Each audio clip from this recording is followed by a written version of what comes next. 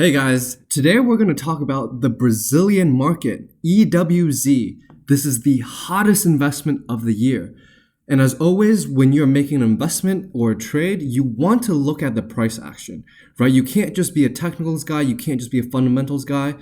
You need to be both. The greatest hedge fund manager, arguably, in history is Stan Druckenmiller. And the technicals and fundamentals, he always says, needs to align. So, diving into the EWZ chart, it has been in a Wyckoff accumulation schematic 2 since 2008, right? This is one of the strongest accumulations that you can see, and it has already confirmed with key market structure breaks. Now, my TP1 is going to be at $81. My TP2 will be at 102. The rest, I'm going to let that run, right? Now, look at the crazy volume spike lately, right? The biggest in history. Do I think this is going to go higher? Yeah, I definitely do. Now, let's look at the volume profile as well. This is the volume area high. Of course, I think we're going to see some resistance here. But once you break through that, there is nothing but upside. Now, why don't we dive into the fundamentals of Brazil, right? Brazil is the second largest net exporter of commodities in the world. Their economy is, or really their ETF is made up, and economy as well is made up of iron ore, oil, and banks, and of course metals, right? If they are a net commodity exporter and the prices for metals rise, that means there are more foreign capital flows into the country, which makes the stock market look cheaper.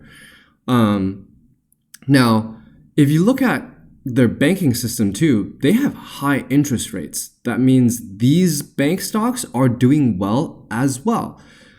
Second or third, most importantly, arguably, is that 2026 is an election year. The Lula government, is someone that Trump does not like, and they are currently running a tight fiscal policy, right? Trump wants him out, and he wants the old president's son, to come back into the presidency. Now, if he gets reelected as quote unquote the right wing, you are going to see a monetary easing policy and potentially interest rate cuts. The next Fed meeting is in February. That's going to be key to see whether you're going to ease into a monetary easing environment, right? And last but not least, the US dollar is weakening. Let's go back to the charts here as well.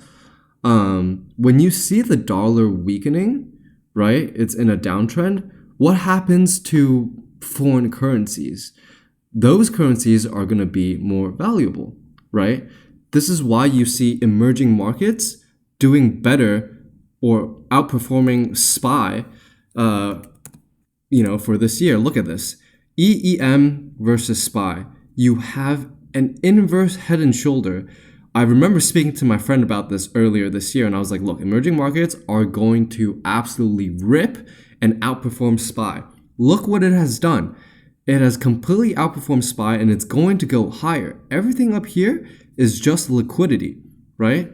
So when you look at EWZ, man, this is just one of the sexiest looking charts out there right now.